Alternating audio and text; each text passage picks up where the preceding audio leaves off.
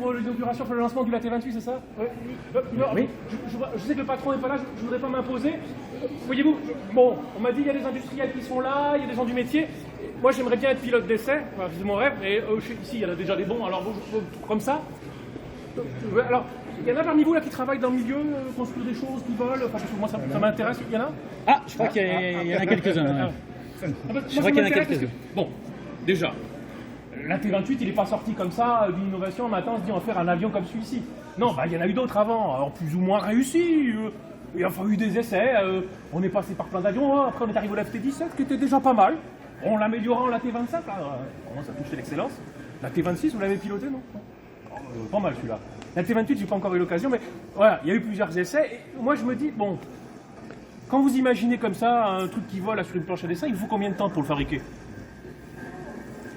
Alors, pour nous Oui, Alors, juste... Ouais, non, c'est bon, ça marche. Baptiste Mancini, de l'air industriel. Ouais, alors nous on fait des drones en effet pour faire voler un prototype, il nous faut environ 1 an. 1 an? Ah, c'est pas mal. Bon, il faut mieux. Non, je vais pas comparer, mais enfin, ici, des fois, ils sont rapides. Mais bon, il faut dire vous avez beaucoup d'ouvriers, vous? Dans notre usine de production, on a une dizaine de personnes, et après, on a une cinquantaine de personnes en tout. Oui, bon, c'est pas mal, c'est pas mal. Bon, ici, on est monté à plus de 1500 à un moment donné, mais toute proportion gardien, non, pas, à 10, c'est pas mal quand même. Hein. Les ouvriers, il y a 50 personnes, et puis on espère bien monter à 1500. Ah oui, c'est pas mal, c'est pas mal. Et bon, alors, moi, ici, il y a toujours, voilà, le LAT28, quand il est sorti de l'atelier, moi, j'ai demandé pourquoi il a sorti tout ça, notre camarade là. Pourquoi est-ce qu'on est allé s'embêter? Puis après, j'ai demandé, il fait quoi ton avion? Bah maintenant, tu vas voir, t'es à l'abri, t'es à l'intérieur. Oui, bon, me mouiller les cheveux, c'était pas grave, quoi. Mais non, t'as pas compris. Maintenant, tu vas avoir un radio. Ah, en vol. Un navigateur aussi qui va permettre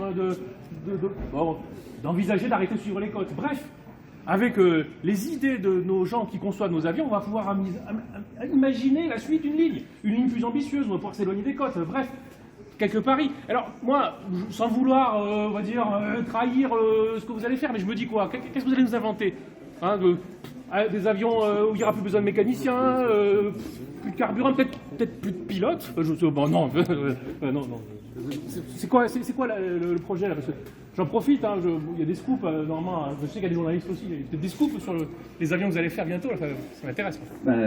En tout cas, il y a beaucoup de missions qui peuvent être faites, ou qui ont besoin d'être faites depuis les airs, pour de l'observation par exemple, pour transporter un pilote, aussi éloquent qu'il soit comme vous, consomme de l'énergie pour pas grand-chose.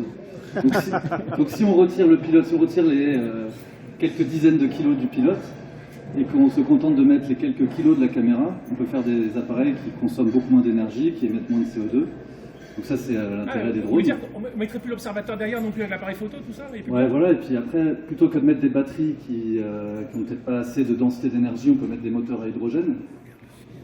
Et ça permet de voler plus longtemps. Et puis en plus, quand on le fait aux échelles des petits drones comme les nôtres, ça peut aussi aider les grands aéronauticiens à travailler plus vite sur leur prototype d'avion à hydrogène qui transporteront des passagers.